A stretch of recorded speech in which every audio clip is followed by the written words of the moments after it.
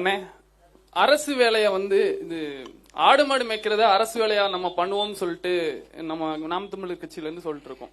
அது எந்த அளவுக்கு சாத்தியம்? ஏன்னா நான் உங்க ஊர் தான், சிவகங்கை தான். சோ நம்ம ஊர்ல பாத்தீங்கன்னா மோஸ்ட்லி அந்த விவசாயம்ன்றது சுத்தமா கிடையாது. அண்ணனோட தொலைநோக்கு பார்வையா நான் இதுல என்ன நான் பாக்குறேன்னா, சோ இன் ஃபியூச்சர்ல எல்லாமே நம்ம விவசாயம்ன்றது மிகப்பெரிய ஒரு பொருளாதாரம்ன்றது இருக்கு. என் ஊர்ல பாத்தீங்கன்னா பொருளாதாரம் இல்ல, வாழ்வியல் அண்ணனோட கோட்பாடு படி, எல்லாரோட கோட்பாடு மனித வாழ்வியல் படி அது மிகப்பெரிய பொருளாதாரம். அதாவது எங்க ஊர்ல எல்லாருமே அந்த விவசாயத்தை விட்டு வெளியேறிட்டாங்க, நான் உட்பட. இப்ப யாரும் அதை பண்றது இல்ல. அண்ணன் அடிக்கடி சொல்லுவாரு, சாப்பிட்டுட்டு போய் தானே, சாப்ட்வேர்ல வேலை பாக்குறேன்னா சாப்பிட்டு போயிட்டு தானே பண்ணணும் அப்படின்னு சொல்லுவாரு. சோ அதெல்லாம் சொல்லும் போது அப்படி நெஞ்சுக்குள்ளே ஒரு குத்துற மாதிரி இருக்கும். சோ இதெல்லாம் நம்ம பண்ணணும், என்னதான் நீ சாப்ட்வேர்ல வேலை பார்த்தாலும் நம்மளும் பண்ணணும்ன்ற அண்ணனோட கோட்பாட நான் கண்டிப்பா ஏற்கிறேன். நானும் அதை பண்ணணும்னு நினைக்கிறேன். இப்ப என்னோட கேள்வி, என்னோட நண்பர்கள் இல்ல உறவினர்கள் இல்ல யாராவது ஒருத்தர் கேள்வி கேட்கும் போது, இந்த ஆடு மாடு மேய்க்கிறத அரசு வேலையா மாத்துவேன் அப்படின்றது எந்த அளவுக்கு சாத்தியம்ன்றத நான் இந்த இடத்துல கேட்டுக்கிற விரும்புறேனே. சாராயம் ஊத்தி கொடுக்கறது எந்த அளவுக்கு அரசு வேலையா சாத்தியமா இருக்கோ தம்பி, இது அவங்க எல்லாருக்குமே தெரியும். வேளாண்மைங்கிறது ஒரு பொருளாதாரம் இல்லை, அது ஒரு வாழ்வாதாரம். அது தொழில் இல்லை, அது ஒரு பண்பாடு, ஒரு கலாச்சாரம். அதுல இப்ப அண்ணன் எப்படி வேலை கொடுப்பேன், எப்படி தம்பி கவனிச்சுட்டு கேட்டீங்களா கேளு. எப்படி நம்ம வேலையை கொடுக்கறோம்னா, அரசு இடங்கள் 21 லட்சம் ஏக்கர் விளைநிலங்களை நான் உருவாக்க போறேன்ட்டு அம்மையார் ஜெயலலிதா சட்டசபையில பேசுறாங்க. அப்படின்னா எவ்வளவு நிலம் இருக்கு பரம்போக்கு அரசு இடம்? 21 லட்சம் ஏக்கர். இப்ப 21 லட்சம் ஏக்கர்ல கொஞ்சத்தை நீங்க தின்றுந்தா கூட ஒரு 20 லட்சம் ஏக்கர் வச்சுக்கோ, அல்லது 15-10-20 லட்சம் வச்சுக்கிறோம். அதோட அதை விளைநிலங்களாக மாற்றுவதோடு இந்த மக்களினுடைய நிலங்களை ஒத்திக்கி எடுக்கிறது. ஒரு 25 ஆண்டுகளுக்கு லீஸ் எடுக்கிறது. அவர்களுக்கு அந்த நிலத்துக்கான உரிய விலையை 25 ஆண்டுகளுக்கு கொடுக்கிறது. அதை என்ன பண்றது, அந்த இடத்தை எடுத்து பெரும் பண்ணை வேளாண் முறையை உருவாக்குறது. அது கூட்டு பண்ணை விவசாய முறை. இப்ப பருத்தி தான் வரும் என்றால் பருத்தியை விளைவிக்கிறது, கரும்பு வரும் என்றால் கரும்பை விளைவிக்கிறது. இங்க வாழை அல்லது தக்காளி கத்தரிக்காய் இது நல்லா வரும்னா அதை விளைவிக்கிறது. இப்ப தக்காளி ஒரு 2000 ஏக்கரில் பயிரிட்டால் 2000 ஏக்கர்ல பயிரிட்டால் அந்த இடத்திலேயே ஒரு அருகிலே ஒரு தொழிற்சாலை, நிலம் வளம் சார்ந்த தொழிற்சாலை. இந்த தொழிற்சாலையில் நிலமும் நீரும் காற்றும் நஞ்சாக வாய்ப்பே இல்லை. உங்களுக்கு விளங்குதா? அவன் வாழ்விடத்துல எங்க ஊர்ல இப்ப கத்திரிக்காய் விலையும் தக்காளி விலையும் பருத்தி விலையும் எல்லாம் கரும்பு விலையும் அங்க அது சார்ந்த தொழிற்சாலை. இப்ப தக்காளியை எடுத்து அதை சேமிக்கிற உணவு கிடங்கு வச்சிடறோம், சேமிப்பு கிடங்கு வச்சிடறோம், பெட்டியில் அடுக்கி பதப்படுத்தி அங்கே வைக்கிறோம். அதை உடனே மாநில தேவைக்கு, உணவு தேவைக்கு எடுத்துக்கொண்டு போறோம். பிற மாநில தேவைக்கு ஏற்றுமதி செய்யறோம். பக்கத்திலே 1/2 கிலோமீட்டர் 15 கிலோமீட்டர் 20 கிலோமீட்டர் அப்படி பக்கத்துல சுற்றளவுல இந்த தக்காளியிலிருந்து ஜாம், பல கூழ், தக்காளியிலிருந்து ஊறுகாய் இது தயாரிக்கிற தொழிற்சாலைகளை உருவாக்குறோம். இந்த இடத்துல இந்த தக்காளியை பறித்து கொண்டு வர கல்வி தேவையில்லை. தக்காளி எவ்வளவு எத்தனை கிலோவேதில் அடுக்கி வச்சிருக்கோங்கிறதுக்கு கல்வி தேவைப்படுது. எவ்வளவு ஏற்றுமதி ஆயிருக்கிறது எந்தெந்த மாநிலங்கள் அதுக்கு கணக்கிட கல்வி தேவைப்படுது. இந்த ஊறுகாய் செய்யறதுக்கெல்லாம் பெரிய கல்வி அறிய தேவையில்லை. என் தாய்மார்கள் என் தாய்மார்களே எங்க பெண்களே செஞ்சுவாங்க. இதிலே தமிழ்நாடு அரசு முத்திரையிட்டு இப்ப இது மருத நிலத்தில் விளைகிறதுனால மருதம் அங்காடியில இது போயிருது. இந்த ஊறுகாய் தயாரிக்கிற தொழிற்சாலை, பழக்கூழ் தயாரிக்கிற தொழிற்சாலை, இது எல்லாம் அரசு வேலை ஆயிட்டா அவன் வாழ்விடத்திலே அரசு வேலை வந்துருது. அப்ப விளைநிலத்தை விட்டு வேளாண்மை விட்டு என் மக்கள் வெளியேற மாட்டான். இப்போ 2000-3000 ஏக்கர்ல மேய்ச்சல் நிலங்களை உருவாக்கி மாட்டு பண்ணையை வச்சா நீ போய் வாங்குற வச்சு தூக்கச்சீட்டி வச்சு மேய்க்கிறது இல்ல. 2-4 பக்கமும் கண்ணாடி அறைகளை வச்சு கண்காணிப்பு கருவி, சிசிடிவி கருவிகளை வச்ச பெரிய வேலி போட்டுருவேன். அங்க போய் கல்லெடு தெரியவோ கேள்வி பண்ணுவோம், அதெல்லாம் முடியாது. அங்க துணை காவல் நிலையம் இருக்கும், தொலைச்சு போடுவான் அவனையே. அது வாட்டுக்கு மேயும். 100 ஏக்கருக்கு 15 ஏக்கர் 10 ஏக்கர்ல குளம் வெட்டிடுவேன். அது போய் தண்ணி குடிச்சுக்கிறோம். மேய்ச்சலுக்கு வேண்டிய எல்லா தீவனங்களையும் அதிலே வளர்த்து வச்சிருவேன். அது மேயும். அப்ப அந்த மேயும் போது பால் கறக்கிறது. அது உனக்கு பார்த்துருப்ப, தட்டி பார்த்தா ஆஸ்திரேலியா, பிரேசில், டென்மார்க் எல்லாம் எப்படி பால் பண்ணை வச்சிருக்குன்னு. அது மாதிரி வைக்கிறான். அவன் ஆஸ்திரேலியா ஹெலிகாப்டர்ல மேய்க்கிறான். பிரேசில் குதிரையில மேய்க்கிறான், ஜீப்ல மேய்க்கிறான். நான் வாடா ஜீப்ல மேய்ப்போம்னு நம்ம ஜீப்ல மேய்க்கிறோம். அப்படி அந்த மாடு பாலை கறந்து எத்தனை லட்சம் லிட்டரு கறக்கிறோம், அது எவ்வளவு பாலா போகுது, எவ்வளவு மோருக்கு போகுது, எவ்வளவு தயிருக்கு போகுது, எவ்வளவு பாலாடை கட்டி, எவ்வளவு வெண்ணெய், எவ்வளவு நெய், எவ்வளவு இதெல்லாம் கணக்கிட்டு அங்கங்க தொழிற்சாலை தயிருக்கு, அங்க பாலாடை கட்டிக்கு, இந்த ஜீஸுக்கு, நெய் தயாரிக்க எல்லாம் தொழிற்சாலையும் போது அந்த அந்த இடத்திலேயே அரசு வேலை வந்துருது. இப்ப இன்னொன்னு, இந்த மாடு போடுற சாணத்தை எடுத்து ஆட்டு பண்ணை மாட்டு பண்ணையில அந்த கழிவுகளை எடுத்து 1/2 கிலோமீட்டர் 5 கிலோமீட்டர் 6 கிலோமீட்டர்ல 50 ஏக்கர் 20 ஏக்கர்ல பெரிய உரக்கிடங்குகள் வச்சிருப்பேன். இந்த உரக்கிடங்குகளை போய் இதை கொட்டி அது மக்கி போன பிறகு அதற்குள்ளாக இருந்து இந்த எரிகாற்றை எடுப்போம், பயோகேஸ் எடுப்போம். எடுக்கும்போது இந்த பூமி தாயை ஈரக்கொலை அறுத்து எடுக்கிற இந்த மீத்தேன் எனக்கு அவசியமற்று போகும். புரியுது? ONGC எடுத்துட்டு போடான்னு நமக்கு தேவையான எரிகாற்று இங்கேயே வந்துருது. விளங்குதா? இப்போ மாடு ஆடுகள் மேய்கிற பண்ணை இருக்குல்ல, அதுல 2 அடியில சூரிய தகட போடாம 5 அடி 6 அடிக்கு ஏத்திட்டேன்னா இந்த பண்ணையில் எல்லா நிலங்களையும் சூரிய ஒளி மின்பூங்கா இருக்கும். 2 வேலை நடந்துரும். கீழே என் மாட்டுக்கான தீவனம் இருக்கும், அது வாட்டுக்கு மேய்ஞ்சிட்டு வரும். இப்படியா போகும்போது அவனவன் வாழ்விடத்திலேயே அவனவனுக்கு அரசு வேலை வந்துடும். பால் மிகப்பெரிய பொருளாதாரம். இப்போ ரம்ஜான் பெருநாள்ல நமக்கு எத்தனை கோடிக்கு ஆடு விக்குது சொல்லு? 20 கோடிக்கு விக்குது. உனக்கு புரியுதுன்னு நினைக்கிறேன். எங்க அண்ணன் சொல்றாங்க தமிழ்நாட்டில் மட்டும். நமக்கு கறி எங்கிருந்து வருது? ஆந்திராவில இருந்து வருது, ராஜஸ்தான்ல இருந்து வருது. ஏன்னா நான் ஆடு மேய்க்கிறது அவமானம்னு கருதுறேன், மாடு மேய்க்கிறது அவமானம்னு கருதுறேன். நபிகளார் ஆடு மாடு மேய்ச்சிருக்காங்க, பகவான் கிருஷ்ணர் மேய்ச்சிருக்கிறாரு, இயேசு மேய்ச்சிருக்கிறாங்க. இதுல அப்ப இது அவமானம்னு கருதுனா எப்படி? அப்போ ஆடு மாடு வளர்ப்பது அவமானம்னு என் பிள்ளை கருதுறான். அரபு நாட்டில் ஒட்டகம் மேய்க்க போறான், ஏன்னா இங்க மேய்க்கிறது தெரியுது. அப்ப நான் என்ன செய்றேன், அது அரசு வேலைன்னா பூட்ஸ் கிளவ்ஸ் ஸ்பெக்ஸ் தொப்பி கோட்டு அப்படியே போறான். அப்படியே உட்காந்து கண்ணாடி அறையில பாக்குறான். அங்க மாடு ஜீப்ல ட்ரக்ல போறான். ஏய் என்னடா அங்க என்னடா பிரச்சனை பாக்குறான். பக்கத்திலே வெட்டினியர் டாக்டர் 4 பேர் பணிக்கிருப்பான். அவனுக்கு மருத்துவமனை, அவனுக்கு தங்குற விடுதி. எப்படி இருக்கு பாருப்ப. பால் ஒண்ணு இருந்தா ஒரு நாட்டுல பசி என்ற சொல் செத்துரும். பால் இருந்தா அந்த நாட்டுல பசி வராது.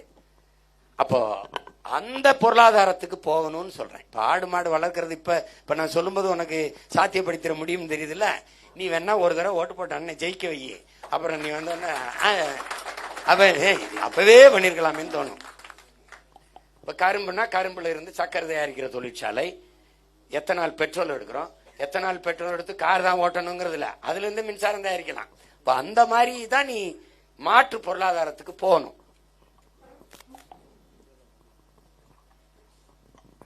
ஹலோ, இவ்வளோ பேசுறீங்களா? நீங்க விவசாயத்துக்காக நீங்க என்ன பண்ணிருக்கீங்க இது வரைக்கும்? விவசாயத்துக்காக என்ன பண்ணிருக்கேன்னா எப்படி நான் சொல்றது? ஆட்சிக்கு வந்த பிறகு கேளுங்க அந்த கேள்வி. இல்ல நீங்க வந்தீங்கன்னா இதை பத்தி என்ன இதெல்லாம் பண்ணுவீங்கன்னு கேக்குறேன். அதான் நான் சொல்றேன், விவசாயத்தை என்ன பண்ணுவேன் இவ்வளவு நேரம் பேசிட்டு இருந்தேன்ப்பா. அண்ணன் என்ன சொல்றேன், வேளாண்மையை மீட்டுருவாக்கம் செய்யணும், காப்பாற்றணும்னா அதை அரசு பணியாக மாற்றணும். அப்பதான் விளைநிலங்களை விட்டு மக்கள் வெளியேற மாட்டான். விளங்குதா அவனுக்கு? அப்ப பாரம்பரிய விதையை மீட்டு நம்ம வேளாண்மையவே நம்ம வந்து சொல்லணும், அத அரசாங்க பணியா மாற்றினாதான் படித்த இளைஞர்களை செய்ய வருவான். இப்போ டாஸ்மார்க்ல சரக்கு ஊத்தி கொடுக்கறவங்க எல்லாம் MSc MBA படித்த இளைஞர்கள் தான் வேலை செய்யறாங்க. இப்ப 13 லட்சம் பேர் வேலை இல்லாம 3500 வேலைக்கு தேர்வு எழுதியிருக்காங்க. பொறியியல் படித்த மாணவர்கள் 400 பேர் வாயில் காவலன் வாட்ச்மேன் வேலைக்கு விண்ணப்பிச்சிருக்கான். அவ்வளவு வேலையின்மை இருக்குது. ஆனா அண்ணன் சொல்றதுல அவரவர் வாழ்விடத்திலேயே எல்லாருக்கும் அரசு வேலை வந்துருது. நீ வேளாண்மைனா வெறும் நெல் விளைய வைக்கிறதுன்னு மட்டும் நினைச்சிடாத. நீ பருத்தியிலிருந்து நூல் எடுக்கிறது, அதுல இருந்து தொழிற்சாலை, அதுல இருந்து நெசவு, அப்படிதான் நீ பார்க்கணும். அப்ப ஒன்று தொட்டு அங்கங்கே வாழ்விடத்திலே அரசு வேலை வந்துடும். அப்ப அதனால என்ன சொல்றேன், அவர் வாழ்விடத்திலே அரசாங்க பணியை கொடுக்கும் போது கிராமத்தை விட்டு மக்கள் வெளியேற மாட்டாங்க, நகரங்கள் பிதுங்கி வழியாது, கிராமங்கள் காலியாகாது. வேற கேள்வி? ஆனா இங்கன சொல்லுங்க சொல்லுங்க.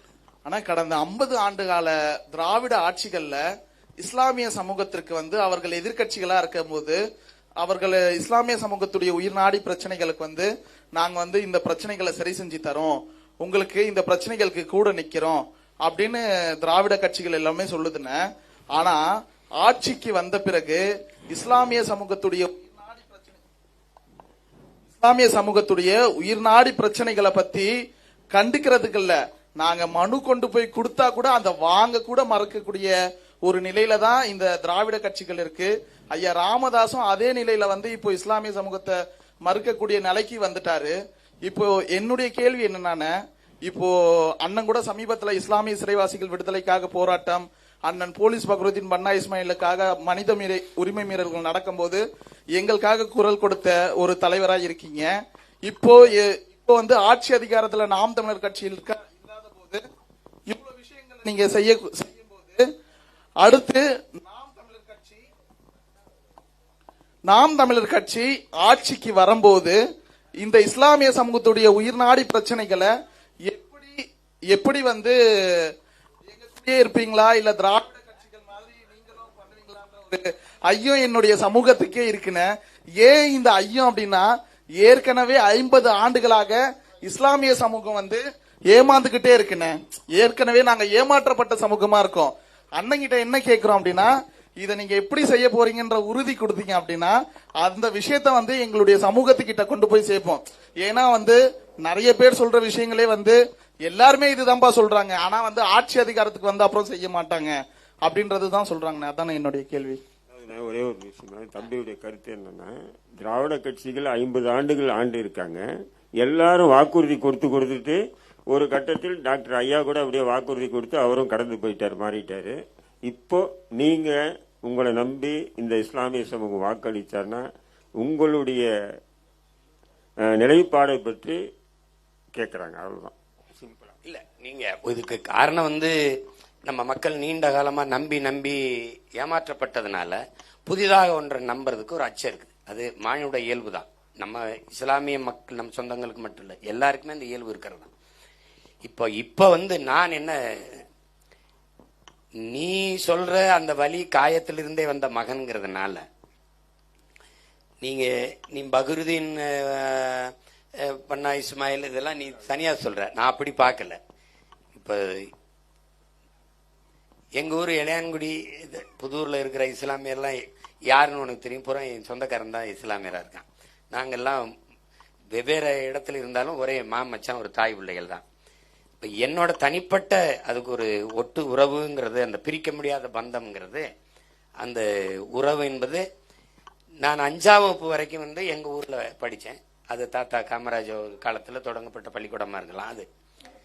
அதுக்கப்புறம் 6ஆம் வகுப்புல இருந்து 10ஆம் வகுப்பு இப்ராஹிம் அலி உயர்நிலை பள்ளியில படிச்சேன், புதூர்ல படிச்சேன். அது ஒரு இஸ்லாமிய பள்ளி. அங்கிருந்து 11, 12 இளையாங்குள்ள படித்தேன், மேல் அதுவும் இஸ்லாமிய அறக்கட்டளையில் நடத்தப்பட்ட பள்ளி. அப்புறம் டாக்டர் ஜாகிர் ஹுசேன் கலைக்கல்லூரியில் தான் இளங்கலை பொருளாதாரம் படித்தேன். அதுவும் இஸ்லாமிய மக்கள் நடத்தின கல்லூரி. இப்போ இதிலிருந்து பார்த்தீங்கன்னா, இப்போ சீமான் பேசுகிறேன், அதில் இந்த கருத்து எடுத்து வைக்கிற தர்க்கம், என் கேள்விக்கு பதில் சொல்ல முடியாமல் யார் கேட்டாலும் பதில் சொல்கிற ஆற்றல் எனக்கு இருக்குன்னா அது இஸ்லாமிய பெருமக்கள் அறிவு கொடைதான், புரிஞ்சு நினைக்கிறேன். அதனால எனக்கு இப்ப எங்க ஐயா இறந்துட்டாரு, சிக்கந்தர், அது அவருடைய செல்ல மகன். நான் எனக்கு புத்தகம் அங்க காசு இருக்காது, அவரே எனக்கு புத்தகம் வாங்கி கொடுத்துருவாரு. அப்படிதான் படிச்சோம் நாங்க. அதனால அது ஒரு உறவுக்கு பிணைப்பா நாங்க வாழ்ந்த மக்கள். அதனால எனக்கு இந்த நீ சொல்ற இந்த பிரிச்சு பாக்குறது இருக்குல்ல, நீ அண்ணா நீ வந்தா செய்வியா, அப்படி சொல்லக்கூடாது. நான் வந்தா எனக்கு நீ என்ன பண்ணிக்கிறவாயின்னு கேட்டா அப்படி இருக்கு. சீமான் உனக்கு நீ என்ன செஞ்சுக்கிறவாய்ங்கிற மாதிரி தான் நீங்க கேட்கிற கேள்வி இருக்கு. ஒரு உறுதியை நீ ஏமாற்றப்பட்டதா உணர்ற மாதிரி தான் நான் ஏமாற்றப்பட்டதா உணர்றேன். இப்ப இஸ்லாமிய சிறை கைதிகள் விடுதலையே நான் சொல்றேன். முதலா சட்டமன்றத்தில் இஸ்லாமிய தீவிரவாதிகள்ங்கிற வார்த்தையை பதிவு பண்ணவரே ஐயா கருணாநிதி அவர்கள் தான். அதுக்கு பிறகு அந்த வழக்குல ஒவ்வொரு முறையும் தேர்தல் வரும்போது அப்பாவி இஸ்லாமிய சிறை கைதிகள் விடுதலைக்காக எனக்கு வாக்கு தாருங்கள்னு சொல்லுவது, வந்தவன அதை பத்தி பேசுறதே இல்லை. அதை விட கூட கொடுமை. நான் தொடர்ச்சியா இஸ்லாமிய சிறை கைதிகளை வலியுறுத்தி போராடிட்டே வரும்போது பாளையங்கோட்டையில கூட்டம் போட போகும்போது எனக்கு தடை விதிச்சு என்னை போட விடாமே தடுத்தது. நீங்க கேட்டா RSS கேக்குது, பிஜேபி கேக்குது.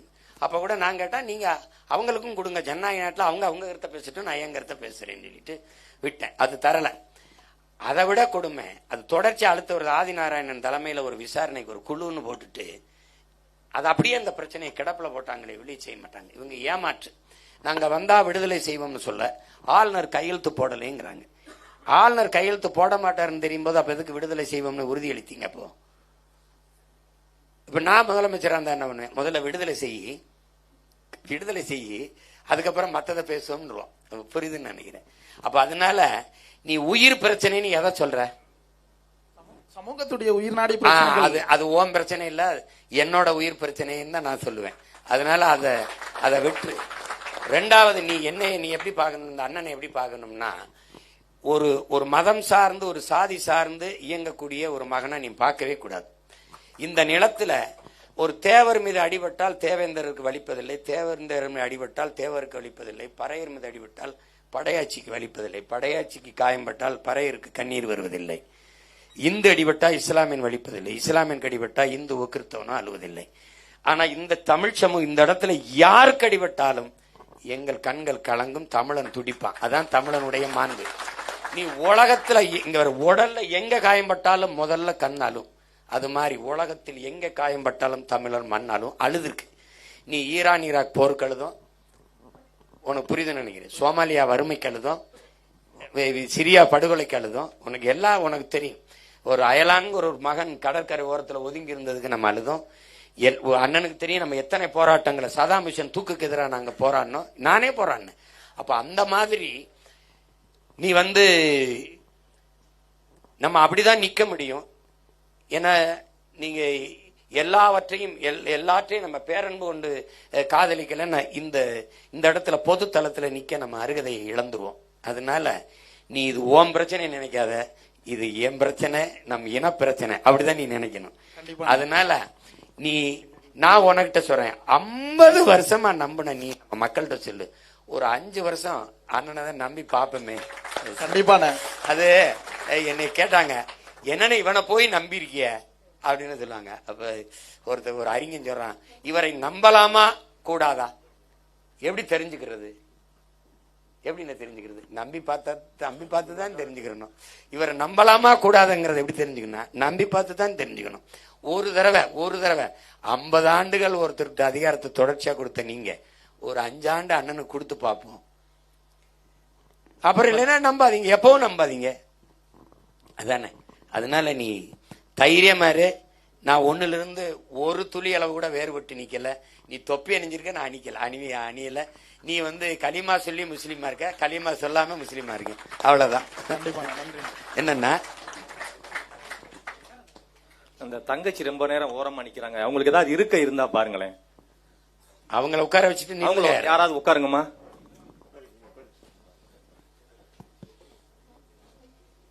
கேள்வி கேட்கறவங்க கையை ஒட்ட தூக்குங்க, மைக் வரும்.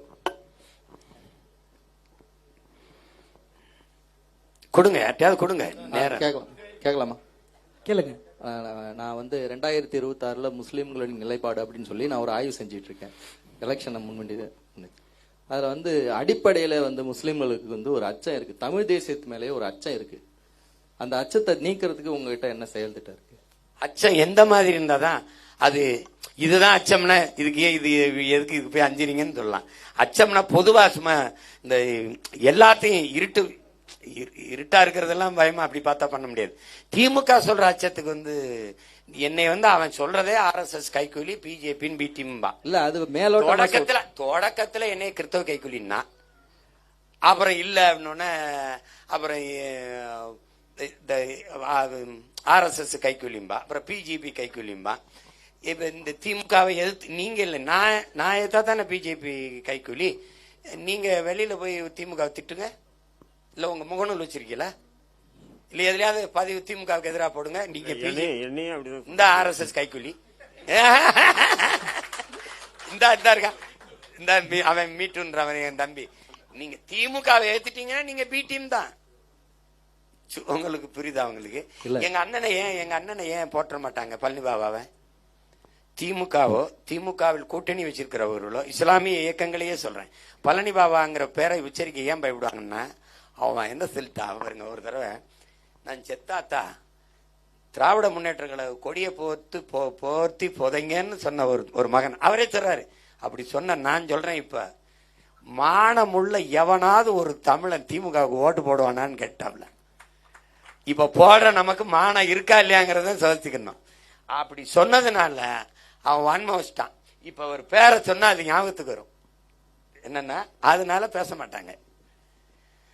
அச்சம் என்னன்னு சொல்லுங்க. பிஜேபி நான் பி டீம்னா நான் பி டீம், எங்க அண்ணன் பி டீம், என் தம்பி பாவாலாம் பி டீம். ஏ டீம் யார்? நாங்க பி டீம் இருந்தா ஏ டீம்னு ஒண்ணு இருக்கணும்ல, அது யார்? அதான் திமுக. உங்களுக்கு புரிஞ்சிருச்சா? அதுதான் திமுக. இப்ப நான் வந்து இப்ப என் தம்பி பேசினாப்ல, காஷ்மீர்ல நீ பகல்காம்ல வந்து தாக்குதல் நடந்துச்சு, எவனுமே கேட்கல. அது ரொம்ப நேரம் எடுத்துட்டு போயிருப்பாங்க. நான் போட்ட போலதான் நின்னாங்க. சிந்து நதியை மறிக்க போறேன். நதியை மறிக்காத, ஏன்னா தண்ணி குடிக்காம குளிக்காம கூட ஒரு வாரம் இருக்கலாம், காத்த மறைச்சு விட்டுருட்டேன். பைத்தியக்கார பையில, உன் தாயின் மார்ல இருந்து வர்ற பால் உனக்கு மட்டும்டா, பூமி தாயின் மலை மார்பில் இருந்த பால் உலக உயிர்களுக்குடா. பைத்தியக்கார பல, இது இந்துக்கு இஸ்லாமியனுக்கு இந்தியனுக்கு முஸ்லீமுக்கு கிடையாது. டேய் காட்டு கத்தி கத்தி விட்டேன், புரியுதா? அதுக்கப்புறம் தான் செட்டிலான. டே நீ போற எடுத்து போய் கொன்னதெல்லாம் பாவம்டா, அதுக்கு பகல்காம் எங்க இருக்குன்னு தெரியாது, எத்தனை பேர் செத்தான்னு தெரியாது, அதை போய் கொண்டுட்டு வந்துட்டு போயிட்டு இருக்கிறாப்ல. தீவிரவாதி வந்தானா நுழைஞ்சானா சுட்டானான்னு தெரியாது, இவாளா எவாலே தெரியாது. இவனுக்கு எங்கெங்க போர் அடிக்குதோ அங்கங்க டாப்னு ஒன்ன போட்டு விட்டுறாப்ல.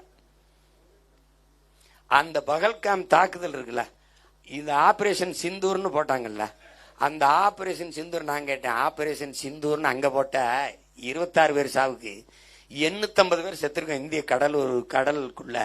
ஆபரேஷன் இந்தூர்னு ஒன்னு இங்கிட்டு போட்டு விடுன்னு கூட நான் சொன்னேன். அப்ப அந்த இடத்துல முதலா இந்த கொடியை தூக்கிக்கிட்டு பேரணி போன ஆள் யாரு தெரியுமில்ல? இந்தியாவிலே ஒரே முதலமைச்சர் நம்ம ஐயா தான், திராவிட மாடல் ஆள் தான்.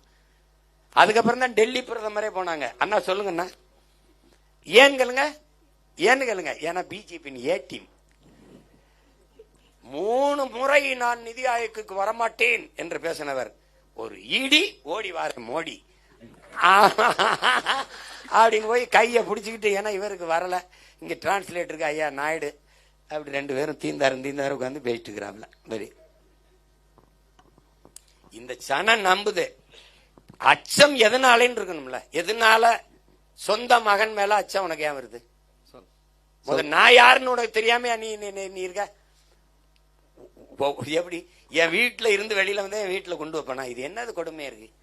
முதல்ல நீ தெளிவடை. உனக்கு யாரு சொந்தவன் யாரும் வந்தவன் யாருன்னு தெரியாம நீ இருந்தீங்கன்னா இப்படி எதுக்கு அச்சப்படணும்? எங்களுடைய கருத்து கோட்பாட்டுல இது இருக்குது அப்படின்னு நீங்க சொல்லு. நீ இந்து முன்னணின உன்னை தற்காத்து தடுக்க எனக்கு வழி இல்லாம நான் வீர தமிழர் முன்னணின்னு. நீ சிவாஜின்னா நீ ஒரே ஒரு வீரனை போட்டு வர்ற பாரு, எத்தனை பேர்னு பூலித்தவன், மருதுபாண்டி, தீரன், சின்னமலை, வேலுநாச்சியார் எல்லா தலையும் எடுக்கினேன். வேற என்ன? நீங்க இப்படி நெருப்பு வேகமா வரும்போது ஒரு வாய்க்கால வெட்டுறது இல்லையா? வெட்டினாதான் அது அடுத்து பரவாம தொடராம இருக்கும். அந்த வாய்க்கால் தான் நான் எடுத்தேன். உடனே பாருங்க அவர் பிஜேபி மாதிரியே செய்யறது. ஏய், அவன் தடுக்கிறதுக்கு நீ என்ன பண்ணுவ? நீ எதிர்த்து எங்க போரிட்டாரு? இவர் எங்க போரிட்டாரு? என்னை தவிர யாரு சண்டை போடுறா? என் சின்னத்தை எடுத்து வச்சுக்கிட்டு என்னைய ரைடு போட்டு மிரட்டும் போதோட நான் உன்னோட கூட்டணிக்கு வரலையே. சொல்ல எவ்வளவு பேசிருப்பீங்க, எவ்வளவு ஆசை. அதான் வருது சொல்லியிருக்காப்ல, அறவிழுக்காடு காவலுக்காடு இருக்கவனுக்கே ஆயிரக்கணக்கான கோடியை பேசி கூட்டணி கேட்கும் போது 8.22 விழுக்காடு வச்சிருக்கவனுக்கு என்ன பேசியிருப்பாங்கடா அப்படின்னு பேசுவாங்கல்ல, இன்னும் பேசுவாங்கல்ல. அப்ப நான் போன தெருக்கோடியில் கூட நிப்பேன். உன் கோடி இதெல்லாம் எனக்கு வேண்டியதில்லைன்னு நிக்கிறேன்னா காரணம் என்னன்னு நீங்க பாருங்க. அதெல்லாம் அச்சத்தை முதல்ல கைவிடணும். என் மக்கள் வந்து அச்சத்தை கைவிடணும். இல்ல இது முக்கியமான ஏன்னா என்னை வந்து பிஜேபியின் பி டீம்னு சொல்ல வேண்டிய தேவை ஏன் வந்ததுன்னு நீங்க புரிஞ்சுக்கணும். இயற்கையாக இஸ்லாமிய கிறிஸ்தவ மக்கள் என்னோட நின்றுவாங்கங்கிற பயம் திராவிட கட்சிகளுக்கு இருக்கு. ஏன்னா நான் வந்து அந்த மக்களிட இருந்தே வர்றதுனால, ஒரு எளிய மகன் அதே பின்புலத்திலிருந்து வர்றதுனால, கிறிஸ்தவ இஸ்லாமிய மக்கள் அந்த இதுக்குள்ளே இருந்து வர்றதுனால, உறவு பின்னல இருந்து வர்றதுனால, இவன் என்ன நினைப்பான், நேச்சராகவே இயற்கையாவே இவெல்லாம் அவனோட போய் நின்றுவான். இந்த 15 விழுக்காடு அவன்கிட்ட போயிடுச்சுன்னா அவனை வீழ்த்த முடியாதுன்னு அவன் நினைச்சவன் என்ன, அவன் குறுக்க அடிச்சு அவன் வீடு வீடுக்கு போய் மண்டிட்டு ஜெபிக்க ஆரம்பிச்சுட்டான். இவனுக்கு போட்டா இது பிஜேபி வந்துடும், பிஜேபி வந்துடும். ஒரு கேள்வி, சீமானுக்கும் நாம் தமிழருக்கும் போட்டா எப்படி பிஜேபி வரும்? சீமானுக்கு நாம் தமிழ் போட்டா சீமான் தான் வருவான். நான் கூட கேட்டேன், என் வீட்டுல சுவிட்ச் போட்டா என் வீட்டுல தான் விளக்கறியும், அடுத்த வீட்டுல எப்படி எரியும்? சரி, உனக்கு தான் போட்டாங்க, எப்படி பிஜேபி வந்துச்சு? திமுகவுக்கு தான் போட்டீங்க. 15 3வது முறையா ஆண்டுட்டாரு, எப்படி வந்துச்சு? எல்லா மாநிலத்துக்கு போனாலும் எதிர்கட்சி ஆளுங்கட்சியை திட்டுறாரு, ஏன் தமிழ்நாட்டில் மட்டும் திட்டல? இப்ப வந்துட்டு நான் சொல்லுவேன், நீங்க புரிஞ்சுக்கிட்டீங்களா? நான் சொல்லவா? ஏன்னா அவர் சந்திரபாபு நாயுடு நிதிஷ்குமார் ஆதரவுல ஆட்சி நடத்திக்கிட்டு இருக்காரு. ஒருவேளை 75 வயசாயிருச்சு, இதுக்கு மேல நீ பதவியில் இருக்கக்கூடாது, விலகுன்னு RSS சொல்லிருச்சுன்னா, இந்த மீதி இருக்கிற 3 ஆண்டு காலத்தை அவர் நீட்டிக்கிறதுக்கு இவரோட 22 சீட்டை ஆழமா நம்புறப்பல. புரியுது? தெலுங்கு தேசம் தெலுங்கு இல்ல, இவர் 22 இடம் வச்சிருக்காருல்ல, நம்ம திமுக அதை நம்புறவள. அதனால கூட்டணி வச்சிருக்கிற ஏடிஎம்கே இருக்கு பாருங்க, அதுல தம்பிதுரை ஐயாவையோ அல்லது CV சண்முகம் ஐயாவையோ நீ இந்த ஆபரேஷன் சிந்தூரை ஜஸ்டிஃபை பண்ணி அதை நியாயப்படுத்தி உலக நாடுகள்ல பேசிட்டு வா அப்படின்னு அனுப்பாம கனிமொழி அம்மையாரை அனுப்பணும். ஒரு ஒரு அடிப்படை ஒரு இடிப்படைலாம் இல்ல, வெளிப்படை வெளிப்படை. அது நம்ம என்ன பண்ணணும், அல்லா மேல பாரத்தை போட்டு நம்ம கடமையை தான் செய்யணும். நான்லாம் இந்த வாட்டி என் மக்கள்கிட்ட வாக்கு கேட்கறதா இல்ல, அப்படி மண்டிட்டு துவா பண்ணிட்டு போயிட வேண்டியதான். அல்லா நீ ஒண்ணு எனக்கு வந்து நீ வந்து நான் வெல்லணும், எனக்கு நீ வந்து இந்த மகனுடைய இது உன்கிட்ட ஒப்படைக்கிறேன், இந்த பாரத்தை நீ என்னை வெல்ல வச்சிருந்தேன். எனக்கு வந்து என் மக்கள்கிட்ட சொல்லி, நீங்க எனக்கு ஓட்டு போடாதீங்க, நீங்க போட மாட்டீங்க, எனக்கு தெரிஞ்சிருச்சு. ஆனா இந்த மகன் வெல்லணும்னு துவா பண்ணும்போது ஒரே ஒரு நொடி இந்த மகனுக்காக துவா பண்ணுங்க அப்படிங்கும்போது அப்படிதான் கேட்டு வர வேண்டிய, வேற என்ன பண்ண முடியும்? இல்ல இந்த மக்கள்கிட்ட வந்து பிரச்சாரம் பண்ணும்போது ஒரு எங்களுடைய தலைவர் ஒருத்தர், ஜமாத் தலைவர், அவர் என்ன சொல்றாருன்னா, சீமான் வந்து முன்வைக்கிற அரசியல், தமிழ் தேசிய அரசியல் வந்து பிரபாகரனுடைய அந்த கோட்பாட்டு அடிப்படையாக வந்து கொண்டுகிட்டு வந்து வைக்கிறாரு. அதனால 91 அங்க ஈழத்துல நடந்த, ஜஃப்லாவில் நடந்த மாதிரியான ஒரு பெரிய தவறு இங்க நடக்காதுன்னு நம்மளுக்கு என்ன நிச்சயம் இருக்கு? சீமான் அந்த அடிப்படையில வர்றதுனால அது நமக்கு பாதுகாப்பானதா இருக்காது அப்படின்னு சொல்லி அவங்க வந்து பிரச்சாரத்தை முன்வைக்க. அது இல்ல அது முழு வரலாறு தெரிஞ்ச எங்க அண்ணன் தடாரகின் போன்ற அறிஞர்கள்ட்ட நீங்க கேட்டு சொன்னீங்க, அது உங்களுக்கு தெரியும். அது வந்து மட்டக்களப்பு அந்த பகுதியில தளபதியா இருந்தவர் கருணா, அவர் தன்னிச்சையா அடிச்சு விட்டுட்டாரு. அதனால யாழ்ப்பாணத்துல இருந்து முஸ்லீம்கள் வந்து பிரபாகரன் அவர்களால் வெளியேற்றப்பட்டார் இல்லையா, அத வந்து இங்க வந்து மக்களுக்கு வந்து அதை சொல்லி அதை ஒரு பிரெயின் வாஷ் பண்ற மாதிரி பண்றாங்க. சீமானுக்கு எதிரான பிரச்சாரமா எடுக்கிறாங்க. அதை இல்ல, அது வேணும்னே செய்யப்படுறதுதான். இப்ப அதே இஸ்லாமிய மக்கள் உங்களுக்கு சொல்லணும், இப்ப இல்ல எங்க ஐயா அப்துல் கலாம் அவர்கள் இலங்கைக்கு போயிருக்கும் போது, குடியரசுத் தலைவராக போயிருக்கும் போது, இப்ப அவருடைய உதவியாளர் அருமை சகோதரர் பொன்ராஜ் அவர்களோட இருக்காங்க, நீங்க கேட்கலாம். அவர் போயிருக்கும் போது எண்ணற்ற ஆயிரக்கணக்கான இஸ்லாமிய மக்கள் ஐயாவை சூழ்ந்துகிட்டு அதாவது என்ன சொல்லியிருக்காங்கன்னா, எங்களுக்கு அதாவது இறந்திருந்தாலும் இன்னும் ஒரு முறை பிரபாகரன் எங்களுக்கு தலைவரா பிறந்து வரணும், ஏன்னா அவர் தான் எங்களுக்கு பாதுகாப்புன்னு சொன்னது இருக்குது. இப்ப நான் வந்து சொல்றது இதுன்னா, எங்க அண்ணன் வெளியேற்றினா நீங்க அழகா நீங்க வெளியேறி போய் பாதுகாப்பான இடத்துல இருந்துருங்க, நாடு அடைஞ்ச பிறகு நம்ம ஒரு முடிவுக்கு வந்து நம்ம இது பண்ணிக்கலாம் மறைச்சிடுறாங்க. நான் எங்க அண்ணன்ட்ட கேட்டேன், அது சொன்னாரு, நம்ம பிள்ளைகள் என்ன பண்ணிட்டாங்க, அந்த சிங்களர்கள் அவங்க ராணுவ முகாமிட்டு நம்ம எங்கெங்கெல்லாம் பதுங்கி இருந்து தாக்குதல் செய்யறோம்ங்கிற தகவலை கொடுத்ததுனால இது சிக்கலா இருக்கு, நம்ம மக்களை அழகா நீங்க பாதுகாப்பான இடத்துக்கு வெளியேறுங்கன்னு சொல்லி அனுப்பணும். அதுக்கப்புறம் இப்ப அண்ணன் இல்ல போராட்டம் இல்லைன்னு வச்சுக்கிறோம். இப்ப நம்ம இஸ்லாமிய மக்களை சிங்களம் தாக்குறானே, அதுக்கு இவங்க என்ன சொல்றாங்க? அப்ப அதுக்கு ஒன்றும் பதில் இல்லை. இல்ல இப்ப நான் வந்து அவருடைய கோட்பாடுன்னு ஒண்ணு இருக்கு, அடிமை தமிழ் தேசிய இனத்தின் உரிமை, விடுதலை, பாதுகாப்பான நல்வாழ்வு. அதுதான் அவர் வழி ஆயுதம் ஏந்திய கிளர்ச்சி, என் வழி அறிவாயுதம் ஏந்திய அரசியல் புரட்சி. ரெண்டு வெவ்வேறு நோக்கம் ஒன்று. உங்களுக்கு புரியுதுன்னு நினைக்கிறேன். அது அந்த நிலத்தில் என்னை அடிமைப்படுத்தி ஆண்டவன் ஆயுதத்தை வச்சு அடிமைப்படுத்தினான். அதனால அவருக்கு எதிராக அவர் ஆயுதம் தூக்குனார். என் நிலத்தில் என்னுடைய வாக்கை வாங்கி வலிமையை பெற்று என்னை அடிமைப்படுத்தி உரிமை பறிச்சு ஆள்றான். அப்ப நாங்க தூக்க வேண்டியது அவரை போல ஆயுதம் இல்ல, இந்த நிலத்தில் என்னுடைய வாக்கையே வச்சு வலிமை பெறான். அந்த வாக்கையை நான் அவனுக்கு எதிராக எனக்கு ஆதரவா தூக்க வேண்டியது இருக்குது. அப்ப நமது வாக்கு நம்மை ஆளவா, நமது வாக்கு நாமே ஆளவான்னு கன்சிரா முன் வச்ச கோட்பாட்டுக்கு வரான். அப்ப நோக்கம் ஒண்ணுதான், என் இனத்தின் எதிர்கால பாதுகாப்பான நல்வாழ்வு, அடிமை நிலையிலிருந்து உரிமை. இதான நம்ம கேட்கிறோம். அது அந்த அடிப்படையில தான் நீங்க பார்க்கணும். அவர் நம்மளை அடிச்சு விரட்டுவாரா, சுடுவாரா, இதெல்லாம் ஆனா இந்த பிரச்சாரத்தை முன் வச்சு முஸ்லீம்களை அச்சப்படுத்தி கொஞ்சம் அவங்களை முதல்ல சொல்றேங்க இல்லைங்க, முதல்ல இஸ்லாமின் இருக்கிறவன் எவ்வளவு பெரிய போர்க்குணம் மிக்க மாவீரர்கள். நாம அச்சப்படலாமான்னு முதல்ல சொல்லுங்க. அச்சம்ங்கிற ஒண்ணு இருக்கலாமா? இந்த உலகத்தில் இஸ்லாமிய மக்கள் அச்சம்னு ஒண்ணு இருந்தால் அது ஏக இறைவன் அல்லாஹ் ஒருவன் மீது தான் அச்சம் இருக்கணுமே ஒழிய இந்த இவன் வருவேன் அடிச்சு போடுவான், அவன் வருவான் அடிச்சு வருவான்லாம் எப்படி சொல்லுங்க? ஒருத்தன் மரணம் எனக்கு வரப்போகுதுன்னு தெரிஞ்ச காலத்துல என்ன மாவீரன் பழனி பாபா இதே ரத்தத்துல தானே இருந்திருக்கான். நீங்க முதல்ல இஸ்லாமியனுக்கு நீங்க எங்க பாட்டி போது ஹைதர் அலிகிட்ட பட உதவி கேட்டுருச்சு.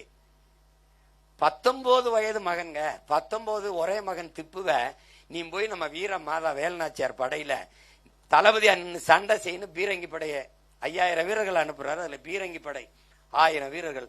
அதுல தலைமையேற்று 19 வயசுல சண்டை செஞ்சவன் திப்பு. நீங்க வீரத்துக்கு பேர் போன ஒரு வம்சத்துல பிறந்துவிட்டேன் நான் ஒரே அச்சமா இருக்கு. இப்ப நீங்க அல்லாட்ட தொழும் போது எனக்கு பயமா இருக்குன்னு சொல்லி தொழுகிறீங்களா? எப்படி இருக்கு? என்ன இருக்கு அண்ணா?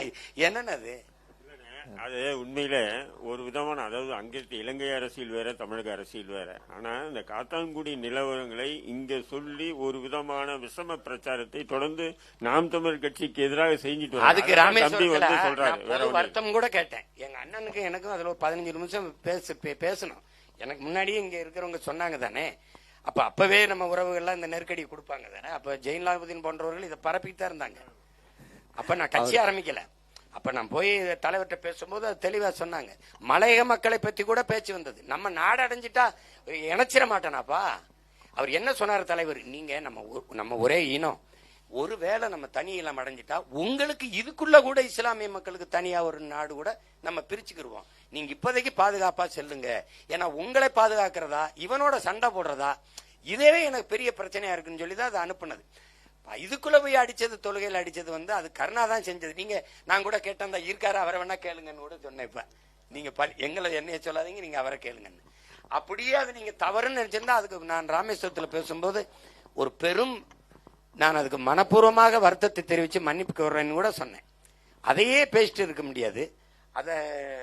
அத காரணம் காட்டி என்னைய வீழ்த்தணும்னு நினைக்கிறது ரொம்ப தவறு. சரி, என்னைய வீழ்த்திருங்க, யாராவது ஒருத்தரை காட்டுங்க. இப்ப உதயநிதி பின்னாடி போவோமா? எல்லாரும் போவோமா? சொல்லுங்க. இல்ல தம்பி விஜய் பின்னாடி எல்லாரும் போயிடுவோமா? சொல்லுங்க, நம்ம போவோம். இல்ல ஏதாவது சொல்லுங்க, மாற்று சொல்லுங்க. என் மேல உங்களுக்கு நம்பிக்கை வரல, யாரு மேல நம்பிக்கை இருக்கு? இவர் மேல நம்பிக்கை இருக்கு, இவர் பின்னாடி போவோம்னு நீங்க சொல்றீங்களா? போவோம், சொல்லுங்க, போவோம். அதனால அது நீங்க எங்க அப்பா பாஷா அவர்கள் மரணத்துக்கு நான் போனேன், இஸ்லாமியர் ஓட்டுக்காக போனேன்னு பிஜேபி சொல்லுச்சு. அப்ப நீங்க யாருமே பேசல. என்ன ஆர்எஸ்எஸ் கைக்கூலி மட்டும் இல்ல, திமுக சொன்னா என்ன பிஜேபி பி டீம்னு சொல்ல நீங்க அப்ப சொல்லல. நான் போனேன், அரசியல்ல நான் போனேன், எங்க அண்ணன் வந்தாங்க. வேற யாருன்னா தனியரசு அண்ணன் வந்தாங்க. வேற யார் வந்தது? வீட்டுல பார்த்தாங்க. அதனால அது இப்ப இஸ்லாமிய சிறை கைதிகளுக்காக பெரிய கூட்டம் போட போறேன், விடுதலைக்காக. அது மதுரையில் தான் நடத்தலான் இருந்தா அப்ப சென்னையிலே நடத்த சொல்லி போடுவோம். இப்ப நீங்க அதை எப்படி நான் ஓட்டுக்காக தான் நிக்கிறேன்னு நினைப்பீங்களா?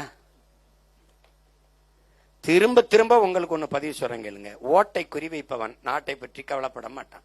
வாக்கை கவலைப்படுகிறவன் மக்களின் வாழ்க்கையை பற்றி கவலைப்பட மாட்டான்.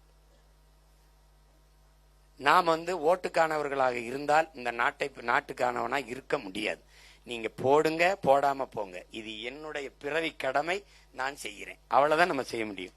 அதனால நீங்க நான் வந்து இஸ்லாமிய மக்கள் எனக்கு என் உறவினர்கள்லாம் எனக்கு ஓட்டு போட்டு என்னை வெல்ல விட்டுருவாங்கன்னு நிக்கல. என் கையை பிடிச்சிட்டு ஒரு தங்கச்சி அழுதா பாருங்க, பிறந்த உடனே போனாருன்னா அவரு 18 வயசு ஆயிடுச்சுன்னா இன்னும் 2 வருஷத்துல திருமணம் பண்ணி கொடுக்கணும். அப்ப திருமணம் பண்ணும்போது அவர் வாப்பா பக்கத்துல இருக்கணும்.